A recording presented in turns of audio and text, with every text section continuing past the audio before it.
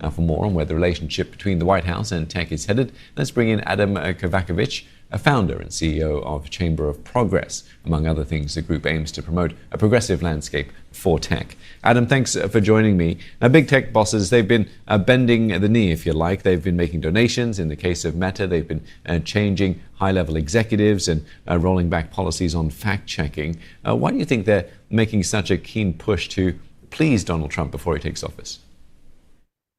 Well, I think whenever you see a new president come into office, you always see companies wanting to adapt to whoever's taking control. But I think there's a kind of two extra dimensions here. One, there's a lot of frustration with how the Biden administration treated the tech industry. Instead of championing tech as an industry, this is America's most successful export. You saw the Biden administration target tech as an industry for what I think many people in the industry feel like was undue regulation. But the other thing is that people in tech have observed how Trump operated in his first term.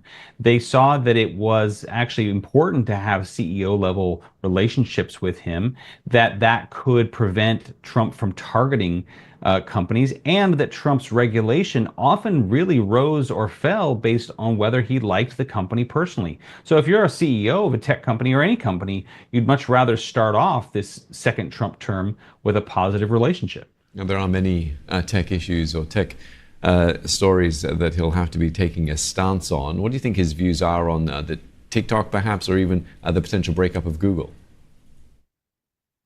Well, I think one of the things you see with Trump when he talks about tech, it's usually through the lens of, is this service nice to me? And I think it's a mistake to interpret ideology when it might be ego. When he's talked about Google during the campaign, he was asked about breaking up Google, and immediately the way that he talked about it was the way that he showed up in Google search results. When he talks about TikTok, he talks about, his campaign content performing well on TikTok. And now that company executives know this, when they go in to meet with him, they show them this data. They show, here's how well your content performed on our service. And so that's really where it kind of starts with Trump. I mean, this is a person whose first term they sued to block the merger of AT&T Time Warner, because the company owned CNN and Trump didn't like CNN's coverage. So this is an important lens for understanding how he approaches regulation. And on a policy front, Biden enacted the CHIPS Act. He's been keen to limit China's access to the high-end tech when it comes to semiconductor chips. Where does Trump stand on this? Do you think he'll continue what the Biden administration has done there? We really don't know about his view on semiconductor chips. He really hasn't said much about it. I think that one of the things that's going to be interesting is on a whole host of questions, particularly AI.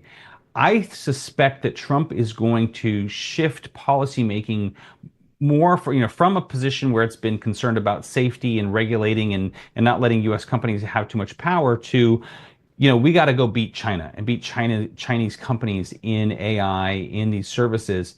And so that's much more of kind of a tech nationalism approach. One of the things I think you will see tech leaders do, leaders of U.S. tech companies, is go to Trump and say, look, we have a shared enemy. It's European regulators, and we need to go beat those Chinese companies. And so I think the companies that sort of go to Trump and say, we have a common enemy and we want to go win out in the world, they will be the ones that succeed the most with Trump. All right, thanks very much, Adam, for your thoughts today. Adam Kovacevic, founder and CEO of Chamber of Progress.